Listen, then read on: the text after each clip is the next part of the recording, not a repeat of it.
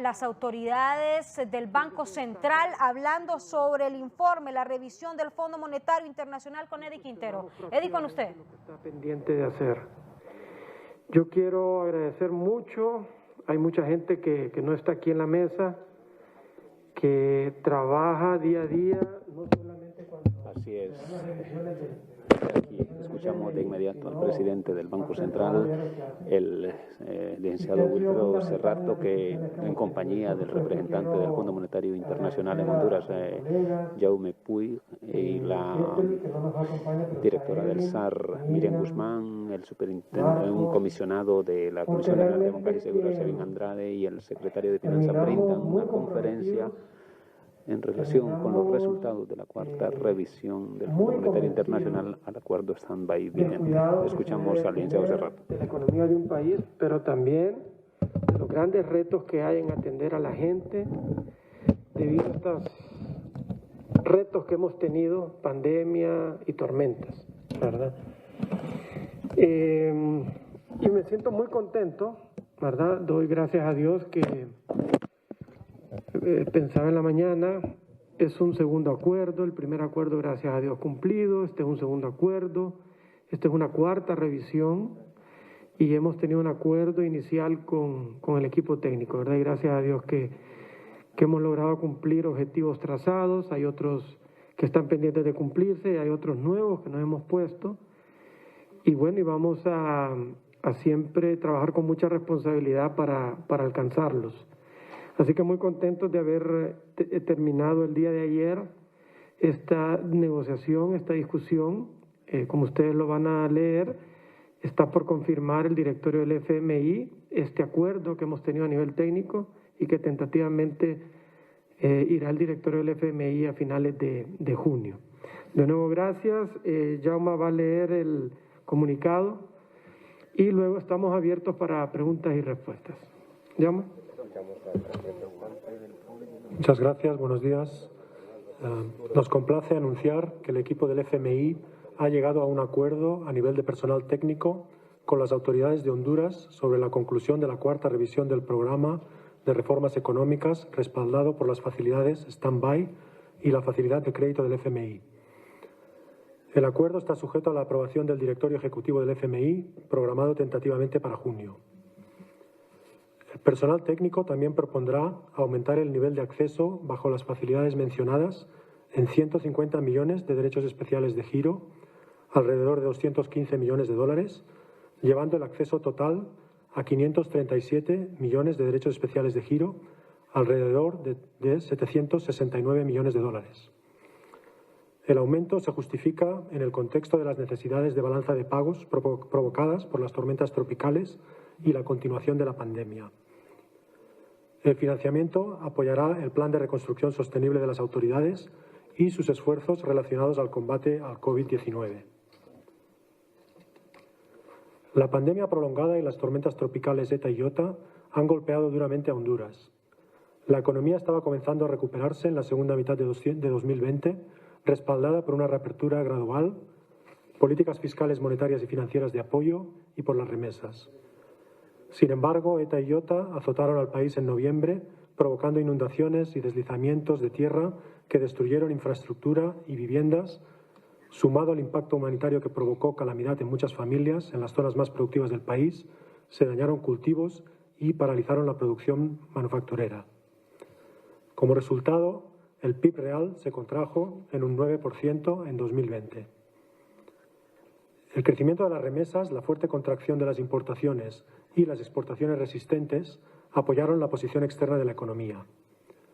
Se espera que la economía se recupere moderadamente en 2021, apoyada por el gasto doméstico en reconstrucción y el fuerte crecimiento en Estados Unidos. Al mismo tiempo, la pandemia y los gastos de reconstrucción continúan generando grandes necesidades fiscales en un entorno con condiciones de financiamiento externo más restrictivas y mayores riesgos de volatilidad de mercado. Las autoridades de Honduras continúan gestionando la crisis sin precedentes dentro de los parámetros de la Ley de Responsabilidad Fiscal, utilizando de manera apropiada la flexibilidad incorporada dentro de la ley para implementar una respuesta fiscal bien focalizada a la crisis. El déficit del sector público no financiero se amplió al 5,5% del PIB en 2020, impulsado principalmente por menores ingresos fiscales, mientras que los gastos para contener los efectos humanitarios y económicos de la crisis se compensaron en gran medida mediante la reasignación de gastos no prioritarios. Se han logrado avances significativos para abordar los desafíos de implementación en la fase inicial de la pandemia, incluida una gestión más transparente del gasto de emergencia y la mejora de los controles sobre su ejecución. Las medidas monetarias y financieras excepcionales adoptadas también tuvieron un papel fundamental para amortiguar el impacto de la crisis. Las tormentas tropicales de fines de 2020, que agravaron el impacto de la pandemia, justifican una nueva activación de la cláusula de escape bajo la Ley de Responsabilidad Fiscal este año. El déficit del sector público no financiero podría alcanzar hasta el 5,4% del PIB en 2021. Esto refleja, por un lado, una base tributaria aún en recuperación y, por el otro, seguir atendiendo las necesidades que surgen por la emergencia sanitaria, así como la necesidad de llevar a cabo nuevos proyectos de inversión urgentes, de rehabilitación y reconstrucción después de las tormentas. Las autoridades también están trabajando en consulta con la comunidad internacional, el sector privado y la sociedad civil en la adopción de un plan integral de reconstrucción a mediano plazo para construir infraestructura resiliente al cambio climático. El compromiso de las autoridades con la prudencia fiscal a mediano plazo, con el compromiso de retornar al límite de déficit de la Ley de Responsabilidad Fiscal en 2023, sigue siendo fundamental para mantener la confianza y el acceso a los mercados de capital internacionales. Serán claves para lograr este objetivo las medidas incorporadas en el programa económico para racionalizar los incentivos fiscales, continuar reduciendo el gasto público no prioritario y la reforma del sector eléctrico. El equipo del FMI felicita a las autoridades de Honduras porque, a pesar del entorno desafiante, continúan avanzando en las reformas institucionales para fomentar un crecimiento mayor y más inclusivo. Las autoridades están protegiendo y fortaleciendo el gasto social mientras se continúa avanzando en la mejora de la gobernanza fiscal, la movilización de los ingresos, los marcos de política monetaria y de regulación y supervisión financiera y la reforma del sector eléctrico.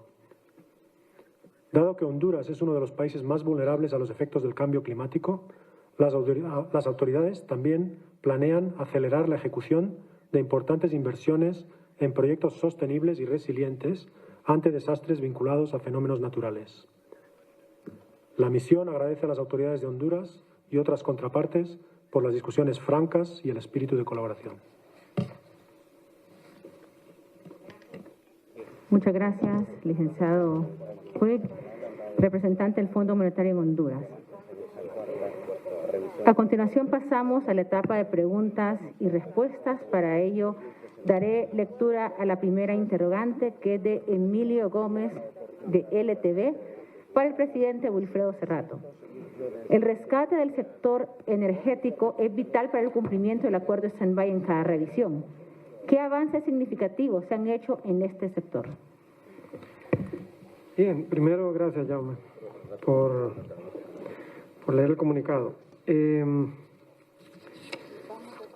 Emilio, el ENE, el sector eléctrico, y no solo el ENE, todo el sector eléctrico es una de los temas importantes en el acuerdo con el FMI, como parte de todo el tema fiscal. Igual hay temas monetarios y temas macroprudenciales. El sector eléctrico sigue teniendo grandes retos. Podemos decir que uno de los temas que falta solventar es precisamente resolver el problema financiero del ENE. Sus egresos son mayores que sus ingresos. Con todo lo que se ha dado últimamente, se había previsto que el ENE iba a tener un ambicioso plan de recuperación de sus ingresos, situación que se tuvo que detener. No se pueden hacer cortes al que no paga, se tuvo que hacer muy complicado. Bueno, estábamos escuchando a don Wilfredo Cerrato, presidente del Banco Central, hablando de esta importante información con el Fondo Monetario Internacional. Con esto nos vamos a una pausa, ya volvemos.